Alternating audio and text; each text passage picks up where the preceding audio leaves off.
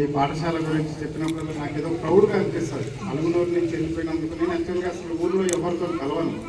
Only ఏంటంటే నాకు పెద్దగా సర్కిల్ కూడా లేదు. అయినా కూడా నాగయ్య సార్ చెప్పగానే ఏదో మనం ఈ స్కూల్లో చదివిపోయినాం అనగానే సార్ నేను నా సాయమైనంత వరకు ఎంతైనా సపోర్ట్ చేస్తాను, మీరు నాకు ప్రతిదీ ఇన్ఫర్మేషన్ ఇవ్వని చెప్తున్నాను. సో పిల్లలు అయితే చాలా ఇంప్రూవ్మెంట్ అయ్యారు. సో నాగయ్య సార్తో అలాగే స్టాఫ్తో ప్రత్యేక ధన్యవాదాలు చెప్తున్నాను. అలాగే నరేంద్రన్ అయితే ఈ స్కూల్లో డెవలప్మెంట్లో ప్రతి చిన్న దాంట్లో ఉండి ప్రతిదీ ఆర్గనైజింగ్ చేస్తూ ఎక్స్కర్షన్స్ అని ఇట్లా తీసుకెళ్ళేవారు. మేమైతే 100 రూపీస్ లేకుండా కూడా మేము అప్ టు డిగ్రీ వరకు ఎక్స్కర్షన్లకు వెళ్ళలేని పరిస్థితి, ఇంత దీనం.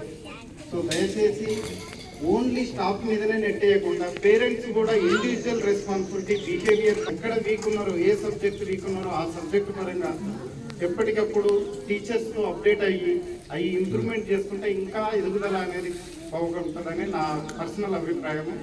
పేరెంట్స్ కూడా ఎప్పటికప్పుడు పిల్లల మీద కాన్సన్ట్రేషన్ చేయాలనేది నా ఉద్దేశం. ఎందుకంటే ఆస్తులు కాదు ఈ రోజుల్లో, పిల్లలు ఏ విధంగా పెరిగారనేది ఇంపార్టెంట్. సొసైటీలోకి వెళ్ళి ఏ జాబ్ చేయాలన్నా కూడా ఇండివిజువల్ రెస్పాన్సిబిలిటీ అనేది చాలా చాలా ఇంపార్టెంట్. ఎందుకంటే నేను ప్రైవేట్ సెక్టర్లో లాస్ట్ 19 ఇయర్స్ నుంచి జాబ్ చేస్తున్నాను. సో గవర్నమెంట్ పేరెంట్స్ ఎలాంటి నెగిటివ్ తీసుకోకుండా పిల్లల్ని ఏ రోజుకి ఆ రోజు మానిటర్ చేసుకుంటూ టీచర్స్తో కాంటాక్ట్లో ఉండాలి. ఓన్లీ స్కూల్కి పంపించే మా పని అయిపోయింది అనే కాన్సెప్ట్లో ఉండకూడదు అనేది నేను చెప్తున్నాను. అలాగే థ్యాంక్ యూ సార్, నన్ను ఇన్వైట్ చేసినందుకు వెరీ మచ్.